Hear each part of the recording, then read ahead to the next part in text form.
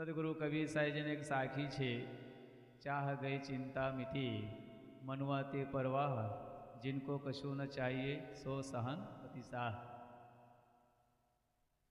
चिंता, चिता अने चिंतन त्रण प्रकारनी छे। एक तो चिंता, बीजे नंबरना चिता अने चिंतन, त्रणों में फरक छे। चिंता ये चिंता करवा थे जेना तानी भाषा में टेन्शन कहेवामां आव्युं। शुं कहेवामां आव्युं? टेन्शन। अने जे चिंता करीए ए तन पर मन पर अपने जीवन पर असर करे छे। अने आपणे साने चिंता करीए घरनी, कुटुंबनी, परिवारनी, पदनी, प्रतिष्ठानी। हवे चिंतामांथी आखी जिंदगी जे टेन्शन मांथी आखी जिंदगी अपने जीए अने एनाथी कशुं तो फायदा नथी। अने जे चिंता करीए तो अपने कामनी चीजों होय एना चिंता करे वांधो नहीं, पण जे अपनी कामनी चीजों नथी एना माटे अपने चिंता करीए, फिक्र करीए छीए। तो साहेब कही चिंता क्यारे मटे? चाह गई। चाह मतलब चाहना, इच्छा, जेने अपने वासना पण कही शकाय। साहेब कहे छे ज्यां सुधी अपनी इच्छा चाहना ए समाप्त ना थाय, एनी अंत ना आवे तो हदी चिंता अपने मटवानी नथी। मैं घणी वखत मारी भाषा में कहूँ छूँ, जे इच्छा करीए ए बधुं मळतो नथी, अने मळे छे गमतो नथी, अने गमे छे ए टकतो नथी। जे पण आपणी इच्छा करीए छे ए इच्छा बधुं मळतो नथी, अने मळी पण जाय छे तो गमतो नथी, अने गमी पण जाय छे तो टकतो नथी। एम तो शास्त्रों में लखवामां आव्युं छे कि इच्छा पात्र अने भिक्षा पात्र बे प्रकारनी पात्र छे। भिक्षा पात्र छे ए भिक्षा पात्र आपणे भरी शकाय छे अन्नथी, जलथी अथवा सोना चांदी दागीनाथी एने आपणे भरी शकाय छे। पण जे इच्छा पात्र छे इच्छा पात्र आपणे भरी शकाय नहीं, केम के इच्छा अनंत कहेवामां आव्यो छे, एने कोई माप नथी ने कोई अंत नहीं। घणी वखत मैं दाखला पण एमने आपेलो छे के राजा बादशाहनी कि राजा बादशाह एक नक्की कर्यो, एक बकरी मंगावी अने बकरी मंगावीने कीधुं कि भाई आना पेट भरो, आना पेट भरो। अने बकरी चरावनार तो घणा बधा होय छे, पशुपालक चरावनार तो बधा ज होय छे कि आना पेट भरो। पहली नंबर तो लोकोने विश्वास नहीं आव्यो। बीजा नंबरना लोको आव्या खरा, पण आव्या तो एवा जगह लई जता तेना जे हरा भरा घास होय छे, ज्यां लीलाछाम होय छे, ज्यां खावानुं सारुं मळे त्यां लई गया। अने ए बकरी त्यां चारवामां आवतो हतो। अने सांजना समय अंदर अकबर बादशाहने परीक्षा करे, एमनी भाषा में बोलता था कि बकरी आवे ने फरी पाछा घास खाई जाए। अकबर बादशाह कहे कि भाई आ बकरीने पेट भरायो नथी। बकरी चरावनार कहे छे कि भाई यार आखो दिवस में चार्यो छे, पेट भर्यो छे, अने कहे छे पेट नहीं भरायो के एने जेल में बंद करो। जेलना बधा चारवावे ने अकबर बादशाह परीक्षा करे, में पेट न भराय तो कीधुं भाई जेल में बंद करो। जेल में बंद करवामां आवतो। अंतिम समय अकबर बादशाह बीरबल ने कहे कि बीरबल हवे आ तारा पेट भरવું પડશે बकरीने। कहे कि साहेब कोई ना भरी शक्यो, मैं आ रीते केवी रीते भराय? तो ना तारे कार्य करવું પડે। अने जे बधा लोको लईने जे जता था ए जगहनी विपरीत जगह में लई गया बीरबल। अने बीरबल क्या ले गया? एवा रण जगह में जहाँ घास नहीं, झाड़ नहीं, पत्ती नहीं, फूल नहीं, कहीं नहीं, कशुं रण किलोमीटर सुधी 5-5 किलोमीटर कोई वस्तु मळे नहीं एवा जगह लई गया। अने त्यां लई गया अने बकरी थवे कायमनी एनी आदत हती चारवानी, खावानी, पीवानी। आजूबाजू नजर करे, थाकी जाए, बीरबल एने बोलावे अने आवे ने खाई जाए। थोड़े टाइम तो खावा दीधी ने कि खावा दो, पण छारे छेल्ले छेल्ले पछी बीरबल कीधुं कि ना हवे एवुं ना चाले। पछी दंडा लईने मारवानुं चालू कर्यो। एक वखत मार्यो, बे वखत मार्यो, बकरी आवे फरी नाई जाए। पछी बकरी समजी गया कि हवे तो खावानुं नहीं, हवे तो मारवानुं ज मरशे।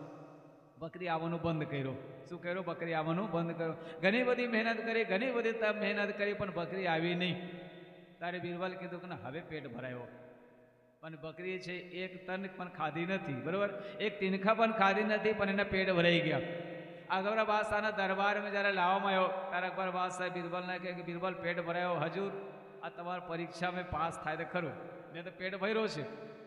अने अकबर बादशाह ए बकरीने फरी अवाज करीने बोलावे छे अने बोलावे त्यारे बकरी शुं कहे छे? आखो दिवस तो मार खाधेलो छे, फरी आ मारवानो छे, मारवा हारुं ज बोलावे छे, એટલે મોઢો ફેર દીધું। અકબર બાદશાહ કે બિરબલ તું બાદશાહ બરોબર, ધન્યવાદ છે તમને કે બકરીને પેટ ભર્યો. બિરબલ કહે છે કે સાહેબ ભર્યો કે નહીં ભર્યો મને ખબર છે, તમને તો ખબર નથી. આ વિચાર કરો, એ કશું જ પેટ ભરાયું નહીં છતાં પણ એના પેટ ભરાઈ ગયા. પેટ ભરાઈ ગયા ને. આ બકરી કોણ છે? આપનું મન. આ મન છે એ આપણું મન છે, એ બકરી છે. હવે એ બકરીને ચારવા ક્યાં લઈ જઈએ છે? પંચ વિષય બરોબર, સારું સારી જગ્યા, સારી સારી ખાવા પીવા હરવા ફરવા જ્યાં હોય છે ને એ ત્યાં લઈ જઈએ છીએ. એના કોઈદાને પેટ ભરાય નહીં, એની ઈચ્છા વધે. શું કરે? એની ઈચ્છા વધતા થાય. આજે ખાધું તો કાલે ક્યારે કરતા કંઈ સારું થયું, આજે પદ મળે તો આજે કરતા સારું મળે. દરેક બાબતને આ બધો વિષય અંદર ભટકતા હોય તો સાહેબ કહે છે આ મન છે, એ મનને જ્યારે સત્સંગ ભજન સાધના સ્વાધ્યાય સારા ચિંતન અંદર સારી સોચ અંદર આપણે લઈ જઈએ છીએ તો આના પેટ ભરાઈ જાય. શું થાય છે? એને પેટ ભરાય. બાકી સંસાર અંદર કોઈ તારે પેટ ભરાતો નથી. બાદશાહ કોણ છે? આપણા સદગુરુ છે. અને બિરબલ કોણ છે? જિજ્ઞાસુ છે, જેને જ્ઞાન છે. અને એ જ્ઞાન જે જ્ઞાન છે જિજ્ઞાસુ છે બરોબર, એ ક્યાં લઈ જાય છે? આવા સત્સંગમાં સાધનામાં લઈ જાય, સ્વાધ્યાયમાં લઈ જાય અને સાધના માર્ગમાં લઈ જાઓ તેને પેટ ભરી જાય. સાહેબ એ જ આપણે કે ચાહ ગઈ ચિંતા મીઠી. જો સુધી આપણે ચાહના ખતમ ના થાય તો સુધી કોઈ ચિંતા મટવાની નથી. નો ટેન્શન જીવન જેને કહેવામાં આવ્યો. બધા તો એમ કહે છે કંઈ ટેન્શન ના થાય, કંઈ ટેન્શન નથી. પણ બધાને કંઈક ને કંઈક તો ટેન્શન તો હોય છે બરાબર. પણ કલ્યાણને કોઈને ટેન્શન નથી કે ચલો મારે કલ્યાણ કરવી છે બરાબર. આ સંસારમાં કે સાગરમાંથી પાર થવું છે એવી ચિંતા નથી. ચિંતા આપણે બહાર નહીં કરીએ અને ચિંતા કરીએ તે બધું મળવાનું નથી. સમય બરબાદ થાય, ટાઈમ બરબાદ થાય, ધન બરબાદ થાય, શરીર આપણે બરબાદ થાય છે, પણ એનાથી કશું ફાયદો મળતી નથી. ઘણી વખત જ્યારે સાહેબજી કહેતા હોય છે કે ભાઈ કોઈ પણ ચીજ આપણે જોઈએ તો જવાબદારી તો ખરી. જવાબદારી અને કંઈક મજબૂરી, એ મજબૂરી જવાબદારી અને ઉદ્દેશ ત્રણ ચીજો હોય છે. આપણે ઘણી બધી ચીજો સમજીએ છીએ કે મજબૂરી પણ હોય છે, પણ કહે કે આપણે જવાબદારી પણ કહી છે. પણ ત્રીજા નંબરના જેને કહેવામાં એક ઉદ્દેશ. આપણો ઉદ્દેશ શું છે? લક્ષ્ય શું છે? અને શા માટે આપણે જન્મ આવ્યો છે? જો એના આપણે ખ્યાલ ના હોય, એની આપણે જ્ઞાન ના હોય તો આદમી છે ને આખી જિંદગી પૂર્ણ થઈ જાય છે અને આપણી જિંદગી બરબાદ થઈ જાય છે. અને ફરી પાછા આપણે મનુષ્ય અવતાર નથી પણ પશુ પક્ષી જે લક્ષ ચોરસ જેને કહેવામાં આવે છે ત્યાં આપણે જવાનું વારો આવતો હોય છે.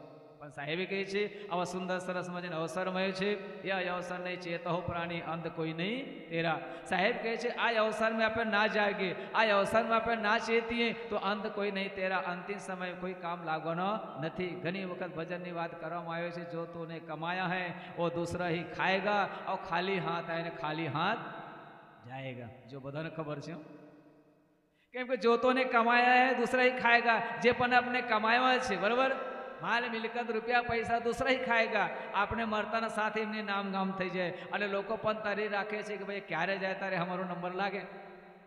પણ સાહેબ કહે છે ખાલી હાથ અને ખાલી હાથ જાયગા. આપણે ખાલી હાથ અને ખાલી હાથ જતા રહેવાના. પણ એવું આપણે સુકૂન કામ કરીએ, એવા સરસ મજાની કામ કરીએ અને કામ કરીને ભાઈ સંસારમાંથી જવાનું કંઈ સુકૂન આપણે લઈને જઈએ, કંઈ કમાણી આપણે લઈને જઈએ તો જીવન કે અંદર શાંતિ મળશે.